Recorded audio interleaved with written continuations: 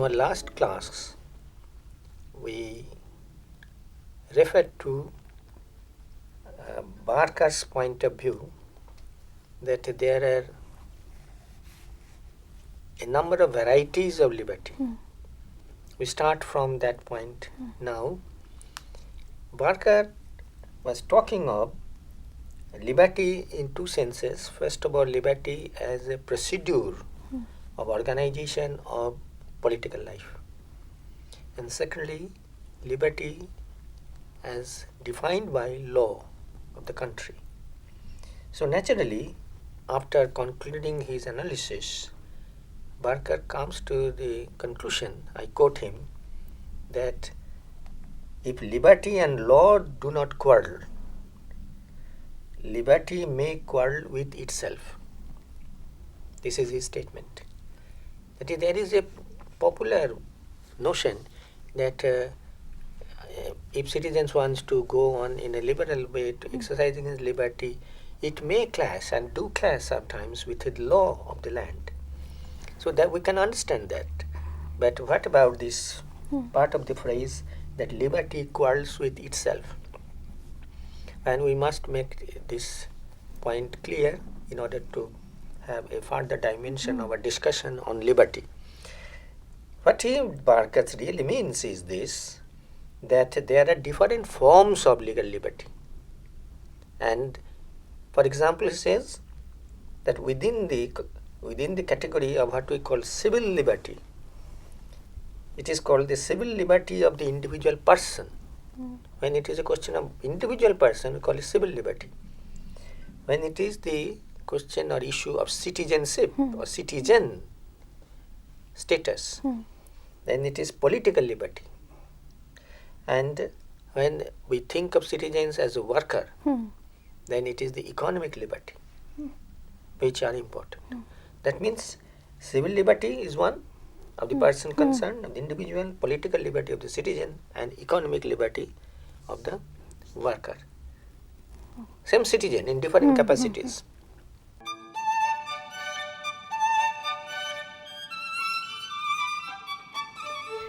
Now, here in explaining civil liberty, we must refer to William Blackstone. Let me have a few words on Blackstone's view and then we come to Barker again. Now, Blackstone, he was the eminent 18th century jurist of England. Now, Blackstone identified 3 articles in civil liberty. First, personal security, not only of life and health, but also of reputation and intellectual freedom. You just follow the wordings. So this is one kind of civil liberty. Secondly, personal freedom, especially freedom of movement, mobility. And third, personal property, especially liberty of free use, enjoyment and disposal of all acquisitions. This is the basic liberty. What I earn, it is mine, and therefore I have full liberty. I must have full liberty, how I will enjoy it, etc. Barker adds a 4th article. He said that, okay, Blackstone said 3. I think there should be a 4th article. That is, he says, practical freedom. Meaning thereby, the freedom for free will and exercise of choice in respect of contractual action and relations with others. Since the very concept of liberty is societal, because there is no question of liberty at the highest peak of the Himalayas, Everest. If somebody goes to Everest and say, I want liberty, it is meaningless. The whole question of liberty adds significance only because we live in society, large number of people. So what ought to be the relations of the self with others? This is, he says, one is by contract, another by developing relations. So this is Barker's contribution as the 4th article.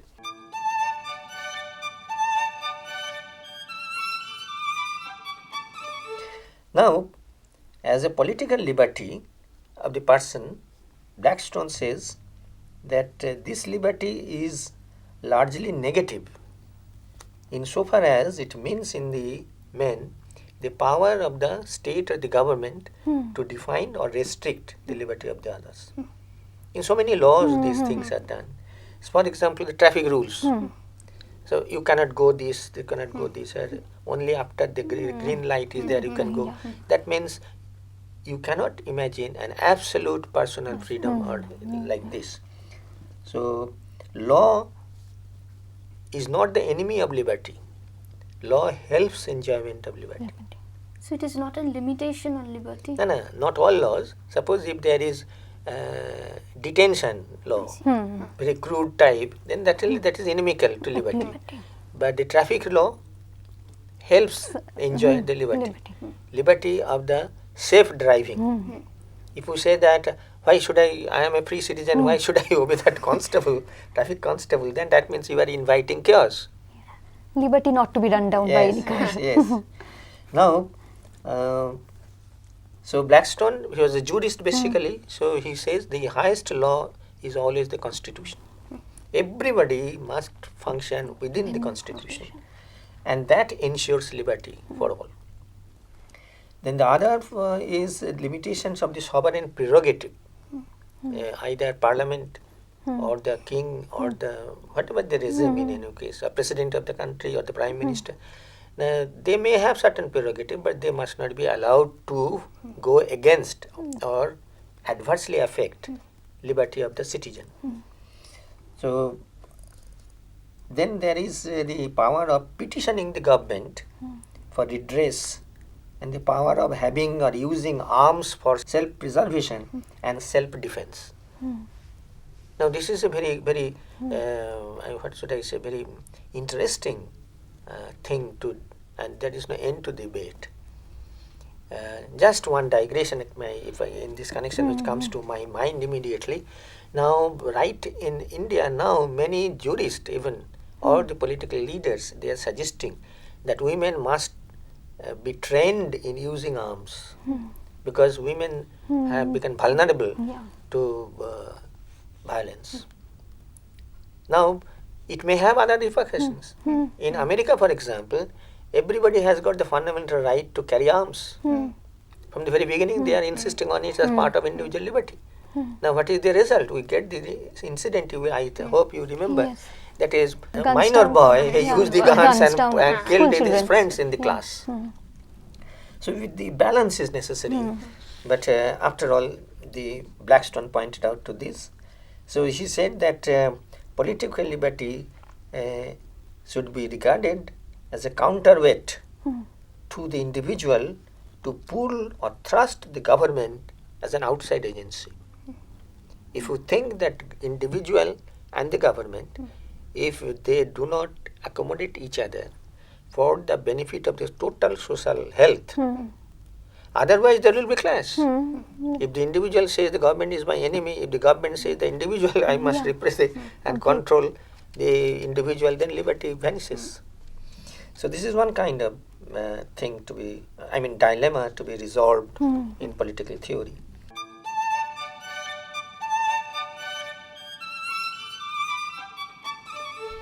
Now, the third form of civil liberty, that is economic liberty. It is rather easy to understand that in a modern democratic system, in a liberal system, the working class has been given the liberty to negotiate the terms of employment. There are so many things, leaves, protection against undue harassment or retrenchment, so many things. So they must fight with the employers. But here again there is the problem that if it is so easy for a welfare state, and actually it has been done in modern advanced welfare state in the Western countries, and to some extent also copying the West. We have in India also we have done it. So many labor welfare legislations giving right of the working class to go on strike. But at the same time, the employers also want the liberty. They argue that we are also free individuals doing our business. So we must have the right to lock out, to close the gates of the factory. if we find that the laboring class or working class has become unruly and they are disturbing production system. So there is no end to it mechanically, there is no mechanical solution.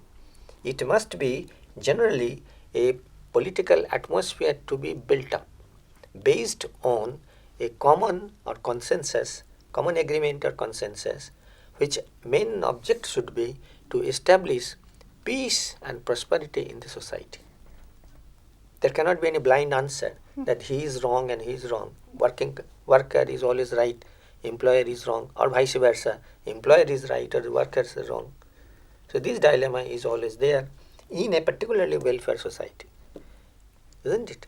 So, as long as there are conflicting interests, is it possible to build this society of harmony and peace where these interests, conflicting interests can be resolved? Well, I get your question. It is not possible if you say bluntly. It is not possible. But this is the task of political theory, this is the task of law, jurisprudence, to try to devise some sort of a mechanism through democratic process, means through discussion and negotiations and mutual adjustment. This is a challenge that has to be confronted in a democratic system. Okay? Yes. If we say blindly that it is possible, no, it is not always possible, but it has to be possible. Some solution has to be superimposed. Yes, So there is a relation between political liberty and economic liberty here, sir? Yes. Because politics and economics are always interdependent. If economy goes down, large case of unemployment, that becomes a political problem. So liberty, ultimately Barker concludes that liberty, that this way, is an elaborate discussion he did, and they said that after all, we find that liberty is a complex concept. It is not that your question shows. It is not that simple statement that this is liberty or that. It is a complex, I underline the word complex, concept, which at once unites the people and divides the people. If you give a wrong emphasis on somewhere, it will disturb and it will divide. It is the task of political theory or political philosophy to conciliate the conflicting claims of different forms of liberty. And for that matter, different claims of the principles of equality and fraternity. And Barker therefore comes to the conclusion that justice is the synthesis, principle of justice with capital J. That is the synthesis and the balance holding together all the three principles of liberty, equality and fraternity, and holding them all in an equilibrium. Now please make a note of this, that we will come to this point again when in the next class we take up the concept of justice or principle of justice.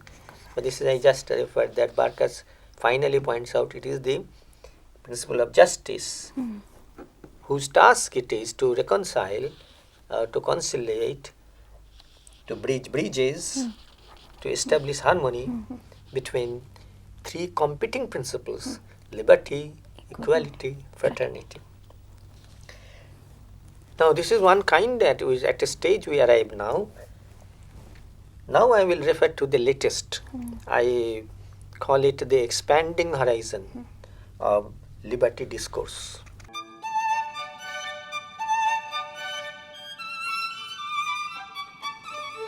That is, all these, since the days of the Greek civilization, right up to the mid-20th century, we have discussed more or less problems.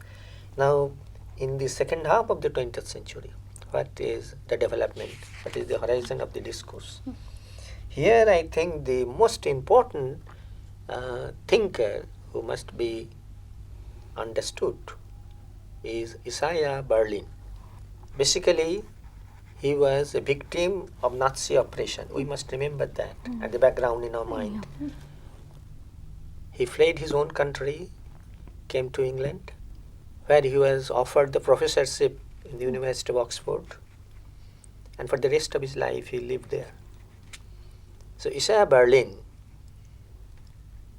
in his inaugural lecture, there is a system in Oxford that when a professor is appointed, his first lecture is called that is not a class as such, but a general meeting. He explains some of the basic favorite theme of his profession. That is what the professor.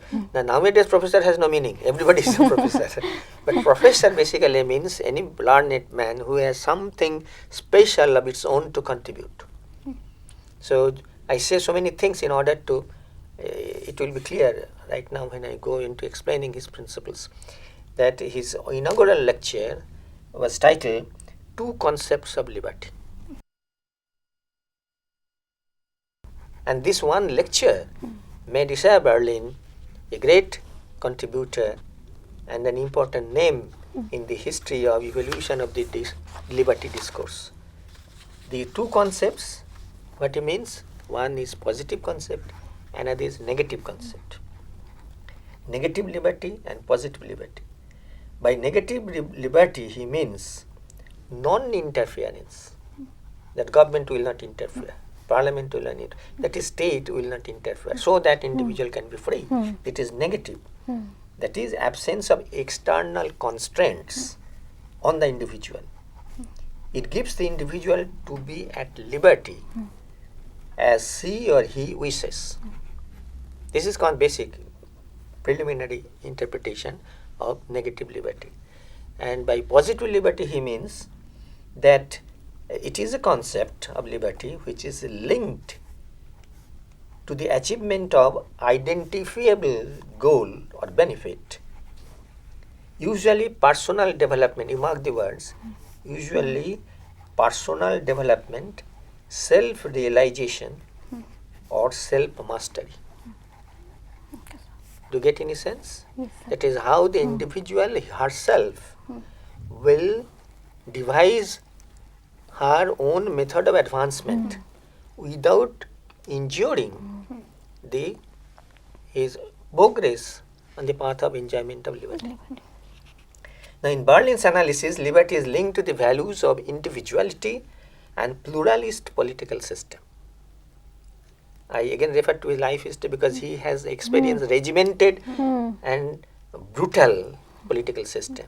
Coming to England in the mid-20th century, he finds and he appreciates that it is a pluralist political system in which there is no single master idea. And there are many conceptions of what is good life. There cannot be any one said that this is good and this must be accepted by all. That means automatically it autocratical. But if the entire political system is such that any individual, any group of individual person, associations, etc., they can advocate that this is our idea of good life. This is the good, what we think. Okay, let there be competition among ideas. This is basically a very liberal thing to do, and Berlin values human capacity to carve out a plurality of divergent natures as the supreme value. Berlin says, let the individual decide, let the group decide what is good for it, and let it bargain, let it compete, let it argue, let it debate, and come to know what is liberty. This is what is called value pluralism of Isaiah Berlin.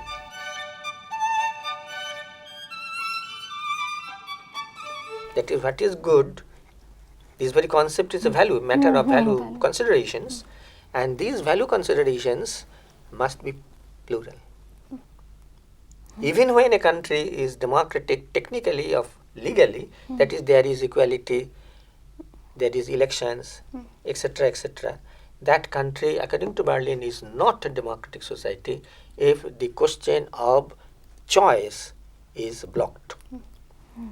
Just by reference I can say that USSR constitution, it pretended to be the most democratic constitution, and they propagated it that ours is the most democratic constitution in the world, so that we ensure this and this and this and this.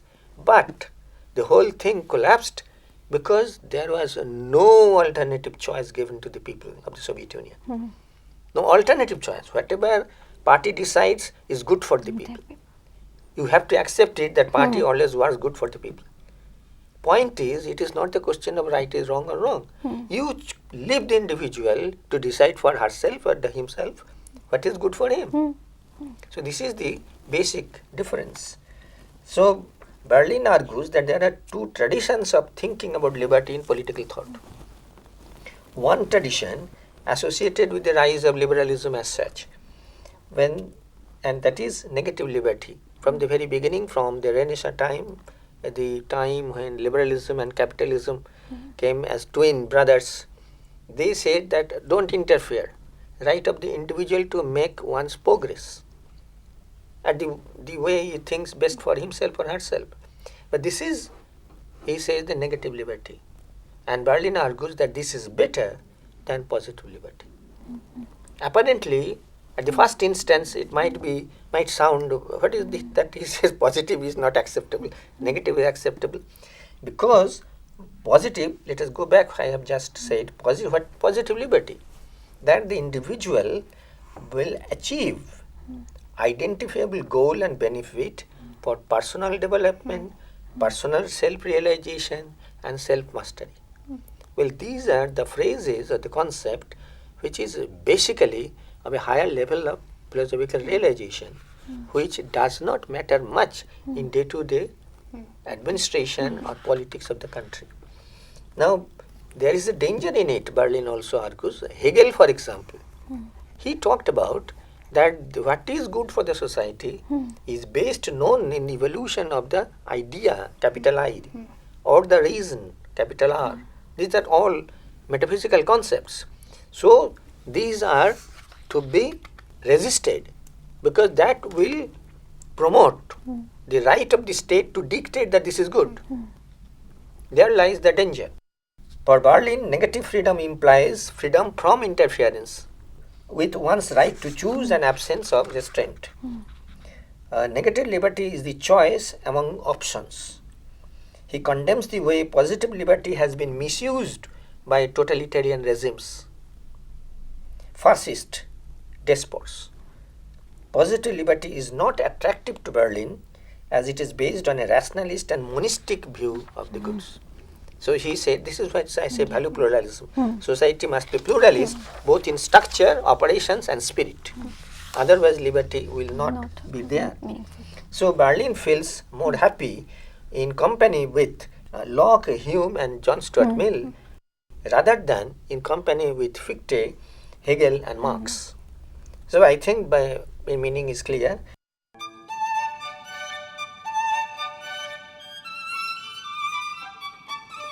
Now rapidly let us refer to the latest, Joseph Raj.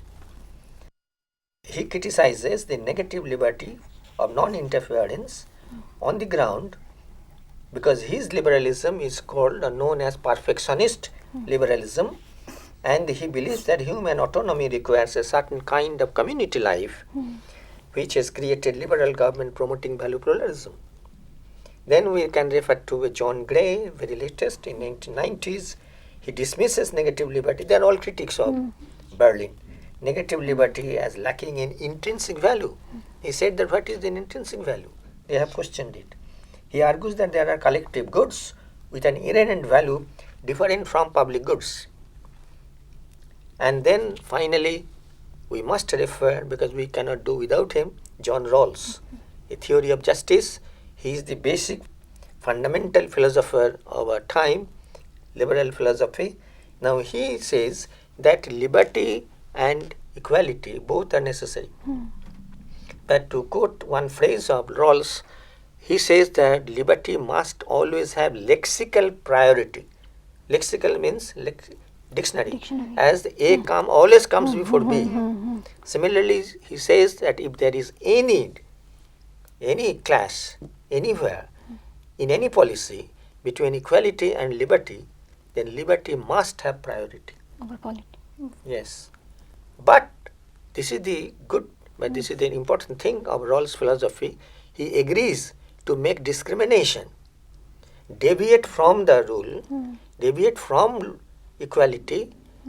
That means special consideration for special marginal sections of society only when it could be proved that doing that we maximize the liberty of the totality. That is, liberty is prior to equality. And that is what Rawls means, justice, that is final accommodating principles whereby society and individuals will be happy. So I think from this discussion one conclusion we can arrive at, and that is that different views on liberty and the intense debate about nature of liberty establish one single point, and that is liberty is indispensable ingredient of any viable political theory.